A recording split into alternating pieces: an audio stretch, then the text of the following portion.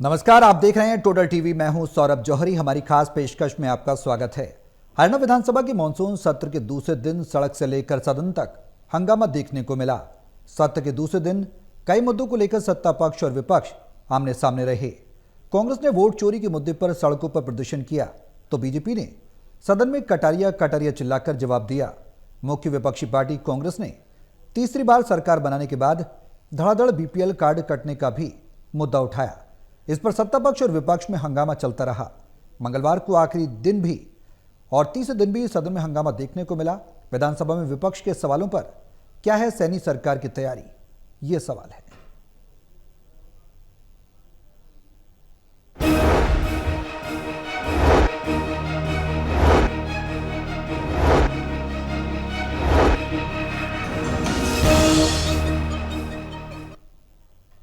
तो सड़क से लेकर सदन तक संग्राम देखने को मिल रहा है। मानसून सत्र का दूसरे दिन भी हंगामे दर रहा है, लेकिन अब जो आखिरी 3 दिन बचे हैं उसमें भी जो मौजूदा स्थिति उसको देखकर यही अंदाजा लगाया जा सकता है कि हंगामे के आसार बरकरार रहने की पूरी उम्मीद है। अब ऐसे में सरकार की क्या कुछ तैयारियां, विपक्ष लगातार जो घेर रहा है उस पर सदन की आगे की स्थिति क्या रहने वाली है, तमाम सवाल है जिनके जवाब तलाशेंगे। हमारे सहयोगी हमारे साथ मौजूद हैं। हिसार से टोटल टीवी के acid editor doctor Mahesh Kumar, Panipat से टोटल टीवी के एसिड एडिटर देवेंद्र कथुरिया और वरिष्ठ पत्रकार वीरेंद्र सोरी जी हमारे साथ चर्चा में बने हुए हैं। आप सभी के साथ चर्चा आगे बढ़ाऊंगा, लेकिन उससे पहले एक रिपोर्ट देखिए, फिर करते हैं चर्चा शुरू।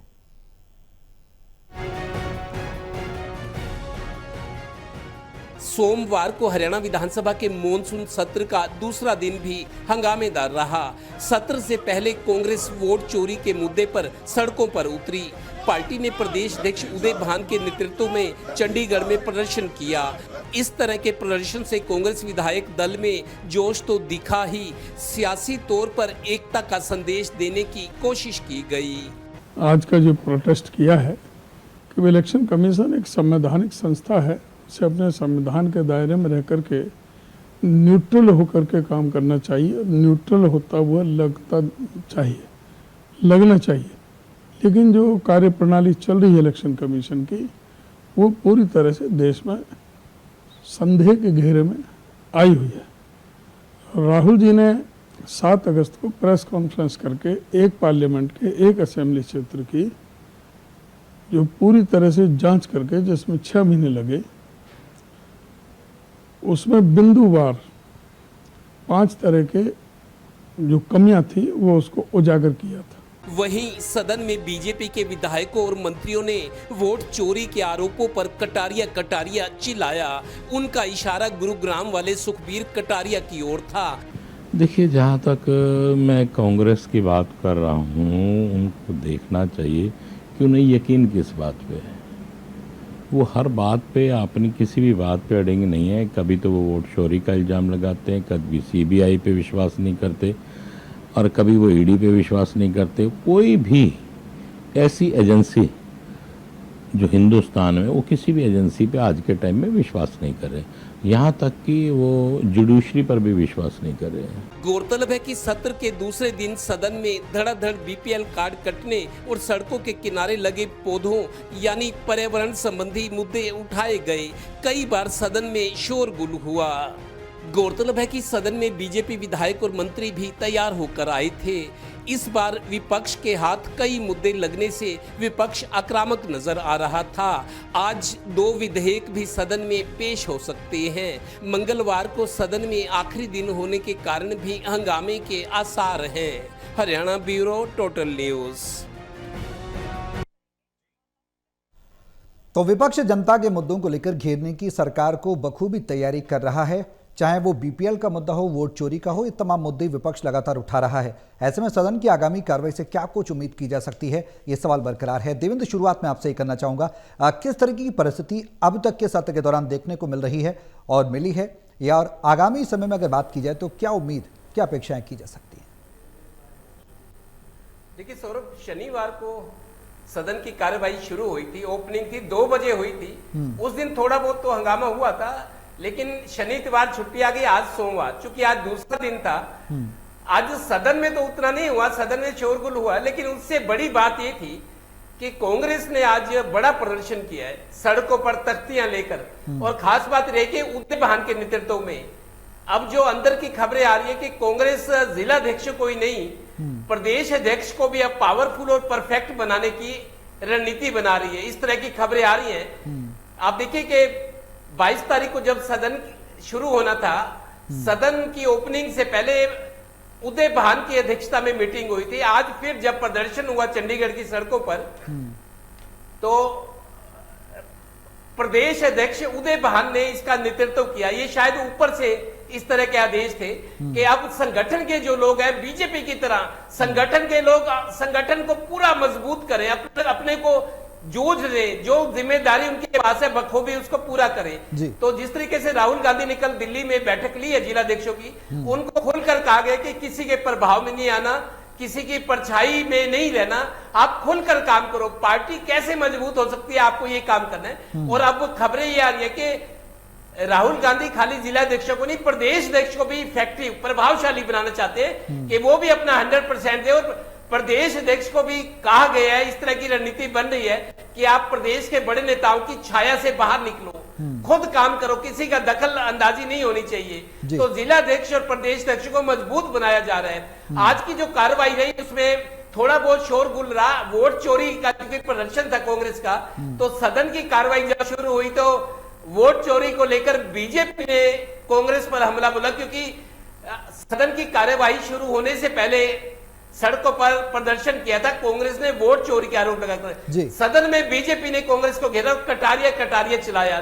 सुखबीर कटारिया जो गुरुग्राम से आते हैं, उन पर भी वोट चोरी के, फर्जी वोटिंग के आरोप है, जो केस अभी हाई कोर्ट में चल रहा है। लिहाजा बीजेपी ने भी कसर नहीं छोड़ी हमला करने में, और कांग्रेस ने सुर्खियां बटोरी आज सड़कों पर वोट चोरी का आरोप लगाकर प्रदर्शन करने में। ठीक है, और महेश क्या कहती है अब तक की कार्रवाई और किस दिशा में जा रही है ये मानसून सत्र की कार्रवाई, और आगे क्या कुछ उम्मीदें की जा सकती हैं? कांग्रेस जिस तरीके से तमाम मुद्दों को उठा रही है, उनका आधार कितना है? हमने लोकसभा की कार्रवाई के दरमियान भी देखा, जब सत्र चला तो उसमें भी वोट चोरी का मुद्दा प्रमुखता से उठाते रही कांग्रेस, और अब चुनाव आयोग की भूमिका पर एक बार फिर से प्रदेश स्तर पर भी वही तस्वीर देखने को मिल रही है। देखिए, बिल्कुल साफ तौर से जिस तरीके से हरियाणा विधानसभा के डिप्टी स्पीकर कह रहे हैं कि कांग्रेस पार्टी को अब ना तो चुनाव आयोग पर भरोसा रहा है, ना ही सीबीआई पर भरोसा रहा है, ना ही ईडी पर भरोसा रहा है, और जुडिशरी को लेकर भी सवाल रहकर उठते रहे हैं, उठाए जाते रहे हैं। तो ये मानकर चलिए कि अभी जो संवैधानिक संस्थाएं देश की हैं, जिन्हें भी हम संवैधानिक संस्थाओं का दर्जा देश में दिए हुए हैं कानून व्यवस्था को चलाए रखने के लिए, किसी भी तरह की एजेंसीज की जहाँ तक बात है तो तमाम उन एजेंसीज की भूमिका भी सवालों के घेरे में रही है। इस तरह की रिपोर्ट्स भी सामने आती रही हैं कि ईडी ने जितने केसेस दर्ज किए उससे 8-9% से ज़्यादा जो है सज़ा तक नहीं पहुंच पाए। तो ये मानकर चलिए कि अभी जो संवैधानिक व्यवस्थाएं देश की हैं वो सवालों के घेरे में है, और कांग्रेस पार्टी बार बार इस मुद्दे को उठाती रही है। एक और महत्वपूर्ण बात जो इस वक्त बार बार जिसकी झलक मिल रही है वो यही है कि संगठन को ज़्यादा ताकत देने की कोशिश अब कांग्रेस पार्टी में की जाएगी। ये भी जिक्र चल रहा है कि तमाम जो पदाधिकारी हैं उनसे राहुल गांधी ने ये कहा कि उनके लिए विधायक कितने जीत कर आए ये ज़्यादा महत्वपूर्ण नहीं है, लेकिन अब कांग्रेस की विचारधारा को आगे बढ़ाए जाने की ज़रूरत है। अब जिलाध्यक्ष अपनी भूमिका को निभाएं, प्रदेशाध्यक्ष अपनी भूमिका को निभाएं। अब तक हरियाणा प्रदेश में मठाधीश ही रिमोट के जरिए इन पदों का इस्तेमाल करते रहे हैं, चाहे वो प्रदेशाध्यक्ष के पदों की बात की जाए, और बीते 11 सालों से तो संगठन के नाम पर कांग्रेस पार्टी के पास कुछ था ही नहीं। उदय भान को प्रदेशाध्यक्ष बनाया गया, उन्हें भूपेंद्र सिंह हुड्डा अपने रिमोट से चलाते रहे। अब एक अलग भूमिका यहाँ पर तैयार करने की कोशिश की जा रही है। भले ही उदय भान के पास अब ज़्यादा वक्त ना बचा हो, लेकिन एक यहाँ परिपाटी तैयार करने की कोशिश की जा रही है कि अब संगठन उसी तरीके से चलाया जाएगा जिस तरीके से भारतीय जनता पार्टी में जिलाध्यक्ष के पद का भी महत्व है, प्रदेशाध्यक्ष के पद का भी महत्व है। अब उन महत्व के पदों को महत्व दी जाने की कोशिश कांग्रेस पार्टी में की जाएगी। इस बात से इनकार नहीं किया जा सकता कि कटारिया हरियाणा विधानसभा में भारतीय जनता पार्टी के लोग चिल्ला रहे हैं, तो ये तो एक पर्टिकुलर विधानसभा क्षेत्र और एक खास नेता के वोट बनवाए जाने के मामले के साथ आप इसे जोड़ सकते हैं। लेकिन राहुल गांधी तो पूरे देश को लेकर ये कह रहे हैं, अलग अलग राज्यों को लेकर ये कह रहे हैं कि इन तमाम देश के अलग अलग राज्यों में जहां पर भी हाल फिलहाल चुनाव हुए हैं वहां पर वोटों की चोरी की गई है। तो बीजेपी एक विधानसभा क्षेत्र का और एक नेता का सवाल उठा रही है, और भारतीय जनता पार्टी के मुकाबले यहाँ पर अगर कांग्रेस की भाषा को समझने की कोशिश की जाए तो राहुल गांधी पूरे देश की संवैधानिक संस्था जो है चुनाव आयोग, उसकी भूमिका पर सवाल यहाँ पर उठा रहे हैं, और ये कह रहे हैं कि अलग अलग राज्यों में लाखों की तादाद में वोटों की चोरी की गई, जिसकी वजह से यहाँ कांग्रेस पार्टी को सत्ता से दूर कर दिया गया। वीरेंद्र जी, क्या कहते हैं कांग्रेस के तैयारी और सदन में सत्र जो चल रहा है उससे क्या कुछ अपेक्षाएं की जा सकती, क्या लग रहा है? दोनों ही सवाल मैंने आपसे किया। एक बात तो बड़ी स्पष्ट है कि आज सत्र में सभी विधायकों ने अपने अपने विधानसभा क्षेत्र के मुद्दे उठाए हैं जी, चाहे सत्तारूढ़ दल के थे चाहे विपक्ष के थे। सत्तारूढ़ दल के विधायकों ने भी शिकायत की कि उनके काम नहीं हो रहे, जो विकास के काम जो लंबित हैं वो अभी तक नहीं हो पा रहे, तो उनकी अपनी पीड़ा है। इस बात से विपक्ष के जो विधायक थे उन्होंने अपने अपने क्षेत्र में जल भराव की और जो स्थानीय स्तर की समस्या हैं उनको उठाया, और इस तरह आज जो है चाहे सीईटी का मुद्दा जो है वो भी उठा, शीशपाल खेरा का ध्यानाकर्षण प्रस्ताव था, तो उसमें भी जो कठिनाइयां आई हैं, हालांकि मुख्यमंत्री जी ने उसका जवाब भी दिया है। उन्होंने कहा है कि इसका पूरा अध्ययन किया गया। मतलब लोगों ने कहा कि 3 वर्ष के बाद परीक्षा हुई तो आगे क्या हर वर्ष परीक्षा दी जाएगी? कई इंटरनेट की समस्याएं थी, कई तरह की समस्याएं थी जी, और इस समस्याओं को सरकार के संज्ञान में लाया गया और सरकार ने अपना पक्ष रखा है। और अब अपेक्षा की जानी चाहिए कि आगे जब भी कोई परीक्षा होगी उसमें सुधार होगा। जो इस बार त्रुटियां रही हैं, हालांकि सरकार का तो दावा रहा कि इस बार त्रुटियां नहीं रही हैं, और सब जितने परीक्षा केंद्र हैं उनका निरीक्षण भी किया गया, तो इस बार ना तो कोई पर्चा लीक की कोई शिकायत हुई, ना नकल की कोई ऐसी शिकायतें आई हैं। तो इस विधानसभा में जहां तक वोट चोरी की बात है, देखिए ये अब अनावश्यक चर्चा है। जहां चुनाव होने हैं वहां की बात तो समझ में आती है, भाई बिहार का मुद्दा है वो तो समझ में आता है, लेकिन हरियाणा में इसका क्या संदर्भ हो सकता है? भाई अब भारतीय जनता पार्टी अपनी दलील दे रही है कि अगर उसको 4200 वोट और अधिक आ जाते तो उसको 9 सीटें आती। कांग्रेस अपना पक्ष रख रही है कि अगर उसको इतने वोट आ जाते तो उसकी 12 सीटें आ जाती। भाई ये तो कल्पनाओं पर आधारित है, इस पर तो कोई अब निष्कर्ष निकलने वाला नहीं। जिसकी सरकार बननी थी बन गई। अब भारतीय जनता पार्टी सत्तारूढ़ दल है और कांग्रेस विपक्षी दल है। अब तो दोनों को जो जनता ने दायित्व दिया है वो अपने अपने धर्म का पालन करना चाहिए, और इस तरह के विषय उठाने का कोई लाभ नहीं होने वाला। हाँ, अगर 5 वर्ष तक आप जो मतदाता सूचियां होती हैं उसका निरीक्षण करें, उस पर चौकसी रखें, तो जब पहले सर्वे होता है, जब मतदाता सूचियां आती हैं तब तो कोई ध्यान देता नहीं है, तो तब तो कांग्रेस के पास तो कार्यकर्ता ही नहीं होते। भाई जो डोर टू डोर जाके सर्वे करें, जो देखें भी कहाँ कितने वोट बने हैं और कहाँ वोट कटे हैं, तो उस तरफ तो ध्यान दिया नहीं जाता। अब उसके ऊपर कोई उसका निष्कर्ष निकालने का कोई औचित्य है नहीं। और जहां तक नए राज्यपाल का संबंध है, अब नए राज्यपाल कल सभी विधायकों से मिलेंगे, कल दोपहर को लंच है, तो सभी विधायकों से उनका एक त्रिचात्मक बैठक होगी, इंट्रोडक्शन मीटिंग होगी उनके साथ। तो एक नए राज्यपाल के आने के बाद भी अब जो है ये अपेक्षा की जानी चाहिए कि जो मुद्दे हैं, देखिए विपक्ष का धर्म है, मुद्दे को उठाना विपक्ष का अपना धर्म है, और विपक्ष उन मुद्दों को बड़ी ईमानदारी से उठा भी रहा है। देखिए अनावश्यक शोरगुल करने से कोई लाभ नहीं होने वाला, जनता का कोई हित नहीं होने वाला। और इस तरह देखिए एक तरह से अब जो एक बिल पारित होना है, जो पूर्व विधायक हैं उनको हर माह 10,000 रुपए जो है वो भत्ता अलग से मिलेगा, तो मतलब एक वर्ष में 1,20,000 रुपए उनको मिलने की बात है।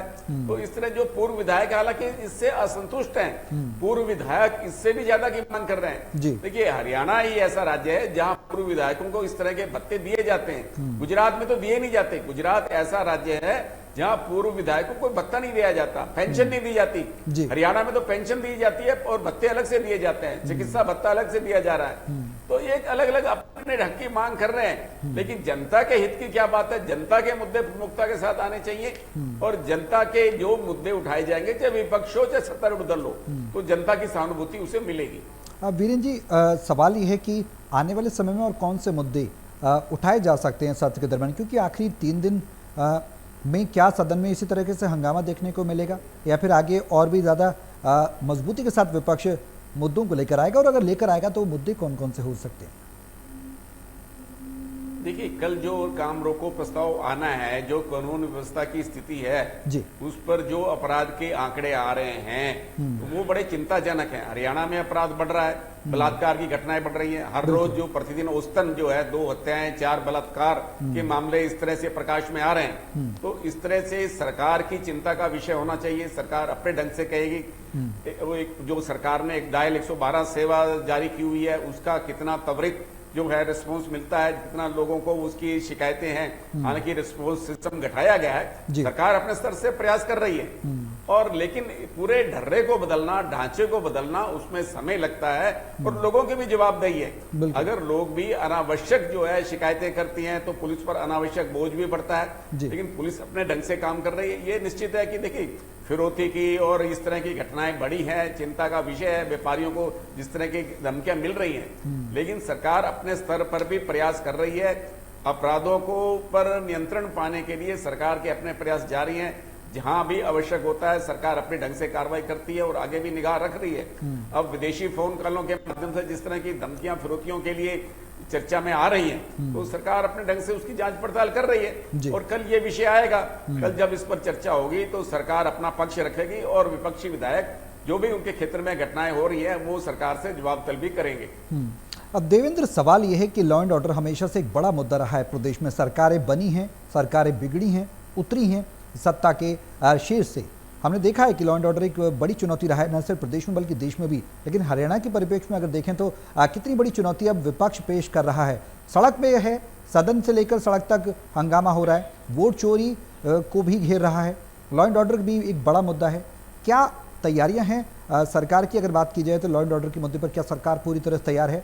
वोट चोरी पर क्या कुछ सरकार का पक्ष है? हालांकि सीएम भी कह चुके हैं कि अनावश्यक तौर पर इस मुद्दे को उठाया जा रहा है, जबकि चुनाव आयोग एक स्वायत्त संस्था है। हमने कृष्ण मेड्डा को भी देखा ये कहते हुए, हमने सुना कि उनकी जो संवैधानिक संस्थाएं हैं उन पर भरोसा विपक्ष का उठता चला जा रहा है, क्योंकि विपक्ष की खुद की कार्यप्रणाली कई तरह के सवालों घेरे में खड़ी कर रही है सरकार। ऐसे में स्थिति क्या कुछ नजर आती है? देखिए सौरभ, लॉ एंड ऑर्डर की जहां तक बात है, एक आंकड़ा मैं आपको बताता हूं। 2024 में एक साल में हरियाणा में 960 मर्डर हुए। ये आंकड़ा आया हुआ है वेबसाइट पे। 960 हत्याएं हुई 2024 में। अब चल रहा है 2025। 1 जनवरी से लेकर 31 जुलाई तक, अभी अगस्त चल रहा है, 530 हत्याएं हुई हैं अब तक। मतलब पिछले साल तो सपाट रहा है, फुटाव रहा है। मर्डर के केस बड़े हैं, जो संगीन अपराध, किसी की, आप देखिए, प्रकृति के खिलाफ भगवान ने किसी को जीवन दिया, आप कोई अपराधी उसका जीवन छीन ले तो बड़ा जुर्म है, ये संगीन जुर्म है। तो अगर 960 हत्याएं 2024 में हुई, अभी 1 जनवरी से 31 जुलाई तक 530 हत्याएं हुई हैं। ये आंकड़ा विधानसभा में भी रखा गया है और सरकार की तरफ से जवाब दिया गया कि पिछले साल 2024 में 960 हत्याएं थी, अब 530 है 31 जुलाई तक। सरकार कोशिश कर रही है।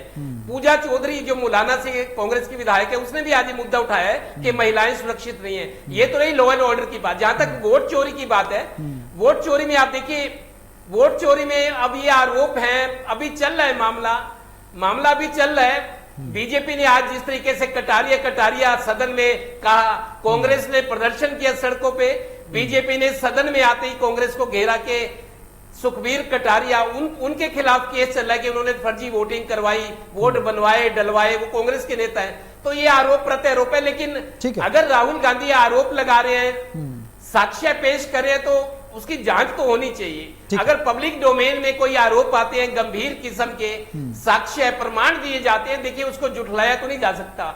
अभी आपको बताऊं जो एजेंडा है, मैं बताऊं, काम रोको प्रस्ताव कल आएगा सौरभ। काम रोको प्रस्ताव में कांग्रेस एक और तैयारी कर रही है। करीब 7 लाख बीपीएल कार्ड कट चुके हैं। 2024 के जो विधानसभा चुनाव थे उससे पहले बकायदा पेपरों में विज्ञापन आए थे कि बीपीएल कार्ड जिसके दिक्कत है, हेल्पलाइन नंबर ये वो, लाखों कार्ड बनाए गए थे बीपीएल। कांग्रेस का ये आरोप है कि आपने बिना देखे वोट लेने के लिए कार्ड बना दिए। 7 लाख बीपीएल कार्ड कट चुके हैं पिछले कुछ महीनों में। तो ये मुद्दा भी मेरे को लगता है कांग्रेस उठाएगी, उसकी भी तैयारी है। ठीक है।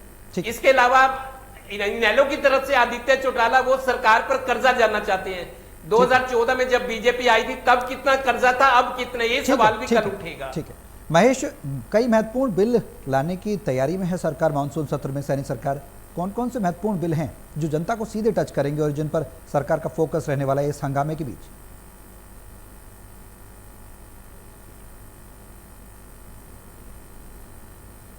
महेश, आवाज मिल रही है? महेश की आवाज मिल पा रही है आपको? चलिए वीरेन जी, मैं आपसे ही ये सवाल का जवाब चाहूंगा सर। देखिए, सरकार की तरफ से अब क्या हो सकता है। देखिए, क्या जो एक तो जो इंडियन पैनल कोड के अंदर जो व्यवस्था थी उसको समाप्त करने की बात है कि जो लोग पहले जो सरकारी गवाह बन जाते हैं और उसके बाद भी वो जेल में रहते हैं, उनकी जमानत नहीं हो पाती। तो इसमें जो कोई एक नई व्यवस्था है, अगर उसको लागू करना है तो अलग से भारतीय न्याय संहिता के अनुसार उसमें संशोधन करने की आवश्यकता है। तो सरकार इस ढंग से लगाएगी। जो पूर्व विधायकों के लिए पेंशन के और भत्ते की बात है, पेंशन तो वही रहनी है। जो उनको मेडिकल भत्ते देने हैं तो उसके लिए सरकार से, और जो उनको सुविधाएं देनी है उसके लिए एक जो बिल आ रहा है वो सर्वसम्मति से पारित होगा। उसमें तो सभी सहमत हैं, उसमें तो किसी को कोई आपत्ति है नहीं। और कल जो है राज्यपाल से परिचय के बाद जो है ये काम रोको प्रस्ताव पर चर्चा होनी है। तो मुझे नहीं लगता कि विपक्ष जो है सरकार के जवाब से संतुष्ट होगा। तो कांग्रेस का वॉकआउट होना निश्चित ही माना जाना चाहिए, क्योंकि कांग्रेस जो है सरकार के जो जवाब होगा उससे संतुष्ट हो नहीं सकती। सरकार अपने ढंग से जवाब देगी। सरकार कहेगी अपराध पर नियंत्रण के लिए प्रयास किए जा रहे हैं, और उनके समय में कांग्रेस के शासनकाल में इससे ज्यादा अपराध होते थे और एफआईआर तक दर्ज नहीं होती थी। तो अपने ढंग से देखिए, वो जो भारतीय जनता पार्टी के विधायक हैं वो कांग्रेस के शासनकाल का जिक्र करेंगे, तब अपराध की क्या स्थिति थी, तब कौन से माफिया और गिरोह गैंग सक्रिय थे और तब क्या स्थिति होती थी। तो अब जो है भारतीय जनता पार्टी के अलावा अब जो कांग्रेस और इंडियन नेशनल लोकदल के विधायक हैं वो जो अब वर्तमान जो स्थिति है अपराधों की उसके बारे में सरकार को घेरेंगे। ठीक है, अब महेश आपसे संक्षेप में जवाब लेना चाहूंगा। ये तमाम मुद्दे सीईटी का, बीपीएल का, स्कूलों की जर्जर बिल्डिंग का ये उठा है सदन के अंदर, और इसके अलावा गुरुग्राम में कैनाल प्रदूषण का मुद्दा भी उठा, और वोट चोरी का मुद्दा, चुनाव आयोग को लेकर सीबीआई, ईडी, जुडिशरी, ये तमाम ऐसे मुद्दे हैं। इनके आधार पर क्या कांग्रेस एक मजबूत संगठन प्रदेश में बना पाएगी? क्या इसका इम्पैक्ट पड़ेगा प्रदेश में संगठन निर्माण को लेकर कांग्रेस पर?